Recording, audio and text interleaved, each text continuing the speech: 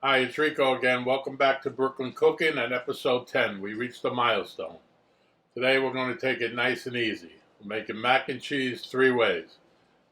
We have regular mac and cheese, three cheese mac and cheese, and white cheddar. Nice and simple. All we need is a pot and water. And we'll have ourselves some nice mac and cheese. But you know what? We're going to think outside the box. Let's see, white cheddar, forget that. Three cheese, we'll keep it simple. Regular mac and cheese, screw that. We'll dump the water. We'll dump the pot. We'll think outside the box and we'll do it outside the box. So we'll set up and back in a second. I put on my French apron because real mac and cheese starts with a bechamel sauce, which is one of the 5 French mother sauces. The mother sauces all start with a roux, which is a combination of flour and fat. And in this case, we're going to use butter as the fat. Bechamel, the mother sauces turn into other things. So bechamel sauce, with the addition of cheese, which we're going to do, becomes a cheese sauce. And that's going to be our basis for mac and cheese. So I got here about 28 ounces of, I got a mixture of cheddar, some good Gruyere cheese, and I threw in a little provolone. It's mostly cheddar, about a pound of cheddar, 8 ounces of Gruyere, and 2 ounces of provolone. And it's going to be melted, so you don't have to be too fancy with it. So I don't want to show you grating cheeses for 5 minutes. So this is the Gruyere. I'm just going to grate that on a box grater. If you have something more. If you have some pieces, like I say, it's going to melt in. It's fine. You just want it to melt better. We're starting off with some good Kerrygold butter, which is a grass-fed butter. I don't know how butter eats grass, but I don't know. Maybe the cow eats the grass and then they make butter. I guess that's how it works. But anyway, we're going to use elbow macaroni, 1 pound, 8 ounces of butter as our fat, and a half a cup of flour. And we'll get on the stove and we'll get going. All right, welcome to Roux 101. We have the butter melted here. We have 8 ounces of butter, and we're going to add half a cup of flour all at once. And you got to whisk. You lower it. Now, a roux is, we don't want to cook this too long. A roux is basically a thickening agent. And the more you cook a roux, the less thickening power it has. So we want to just cook this for about 2 minutes tops. We want it to be a white roux. We want it to have some thickening power. Actually, in New Orleans, and these Cajun guys, they have roux experts, and because roux is a big ingredient in gumbo, and there's stages of roux from 1 to 10 or 12, from a light roux to a dark roux, and only the experts can tell those subtle little differences. I'm certainly not one of them. But basically, we're just cooking the taste out of the flour at this point. All right, notice we got our water boiling. We salted the water, so we're going to add our macaroni. As I say, we got elbow. Elbow is a good choice for this. Our box says cook 7 to 8 minutes, but we really don't want to cook it that. We want to keep it a little al dente because it's still probably going to bake a little more. This is good enough, and now we bring our milk to the party. I forgot to mention that in the thing, but the last ingredient of a bechamel sauce is milk. So you want to get this in slowly. See, as soon as you get that in, it's going to thick it up. So you want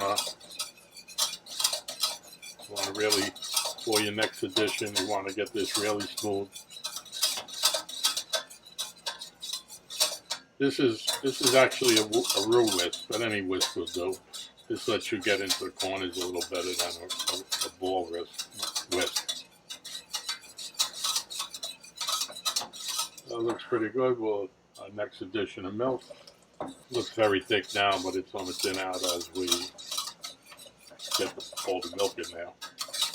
Now I heated this milk up. Normally, to be honest, I do it with cold milk, and I don't really find that much of a difference. But the experts say heat up your milk, so that's what we're doing today. We're going to put in the whole thing. This is a quart of milk. It's about a quart of milk to a pound of macaroni and cheese. Once you get to here, it's pretty much a lot easier to get the lumps out. You know how smooth that gets? When it's smooth, we'll add more milk, and we'll just go with the rest. A little more slow at the beginning, but once you get going. So congratulations, you made your first French mother sauce, a bechamel sauce. So the other mother sauces is one is hollandaise.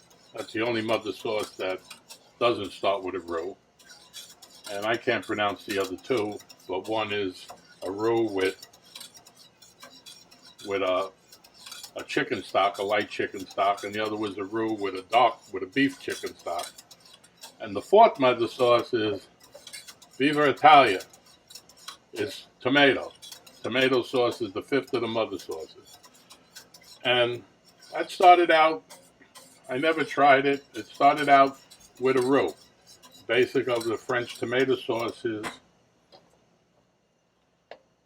starts with a roux and adds your tomato. But over the years, they said, the hell with that. We're just better off just cooking down the tomatoes.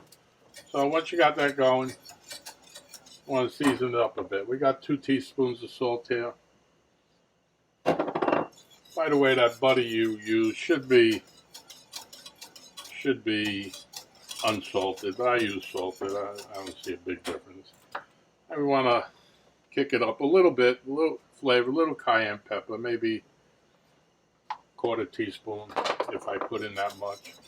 A little fresh ground pepper, quarter teaspoon. And then we got our nutmeg. You shouldn't buy the ground one.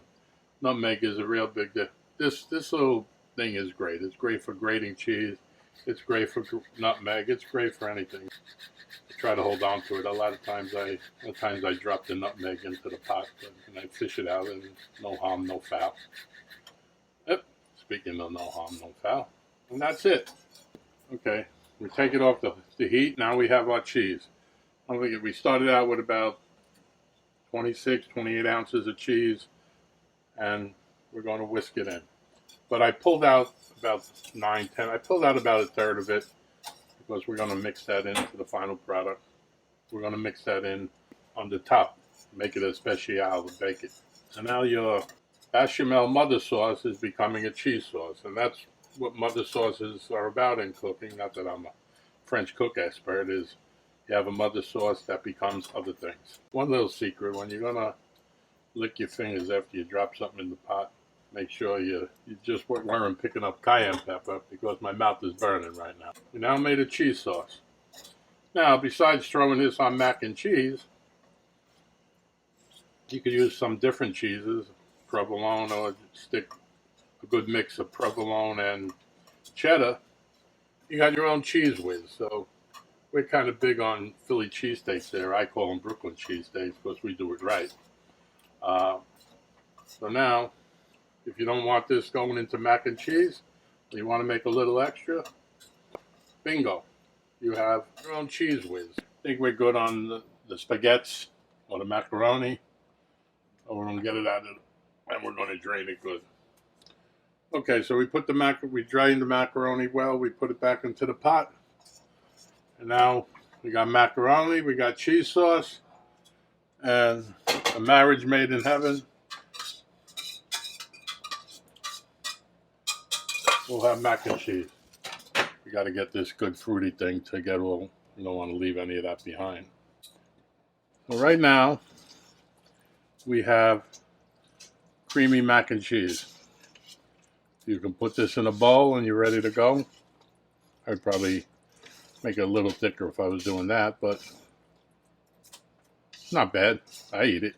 we're doing a special today. We're baking this sucker. Okay, we're all set up. Time to, hope I don't want to pour this. Hope we have a perfect recipe here, which is kind of pretty good. Perfect recipe. Remember, perfect recipe for Brooklyn cooking is it fit perfectly in the pot. It has nothing to do if it's good or if it sucks. So we have that. What else could we do to make this more fattening? Well, we got more cheese, so let's layer the cheese on top.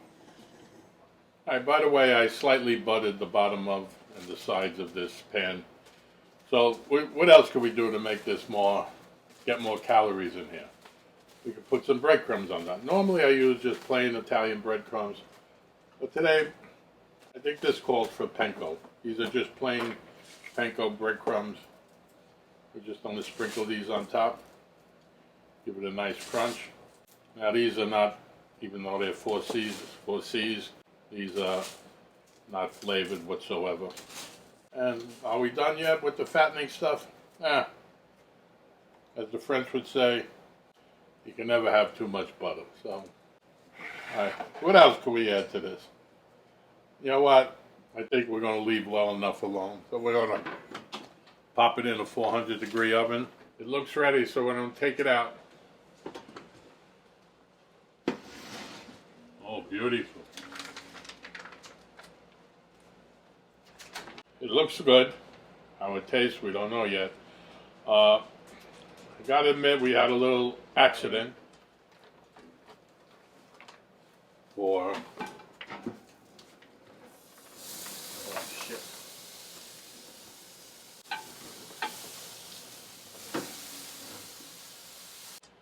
these things are garbage, and if you're gonna use them, I never use them. I don't know why I used it today, because I'm probably gonna bring it somewhere tomorrow. But if you're gonna put something heavy in these things, you better double or triple it up, because it was not pretty going into the oven. But we saved it, and it's pretty good. All right, this was in the oven for about a half hour. There's no time. When it gets golden brown and delicious, it's ready. Like I say, everything is cooked in here. It's just a matter of heating it through and getting a nice crust to the top. I said we were doing mac and cheese 3 ways. This is one way. Second way is just before you bake it. It's just macaroni and cheese in a bowl. And stick around for the third way for the big surprise. So we have our surprise mac and cheese, which is mac and cheese deep fried. We'll see how much more fattening we can make this. So I have a little piece of our mac and cheese that we baked. You see how firm it is. You know, this is cold now because it's been sitting in the refrigerator. But when it's warm, it's not that firm. So we're going to cut this into bite-sized pieces, or bite-sized pieces, depending on who you are. These I'm going to put in a little bit of flour. Then the egg. I'm going to do all that first so my hands don't get too messy. These are panko breadcrumbs. I season them with a little salt and drop a cayenne pepper to kick it up a little bit. And that's it. That's 1, 2, and 3, since we're in France.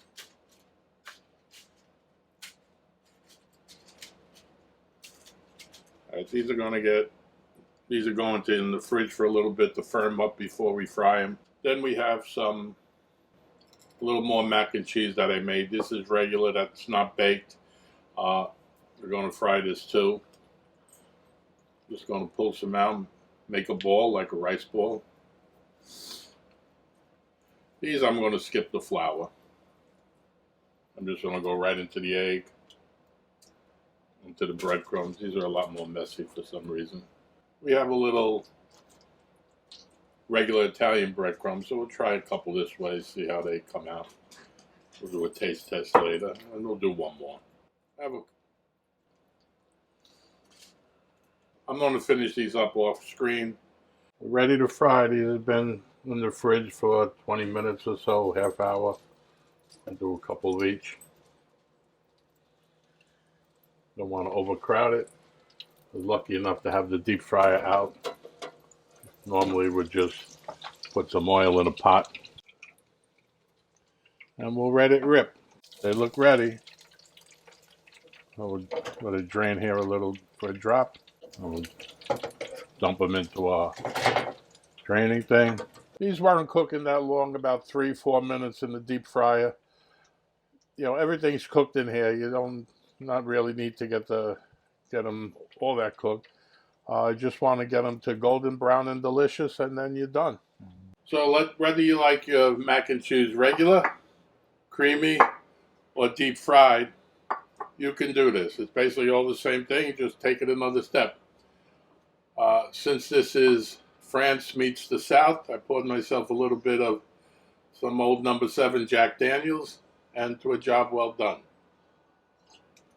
One of the few times I'm going to taste on camera.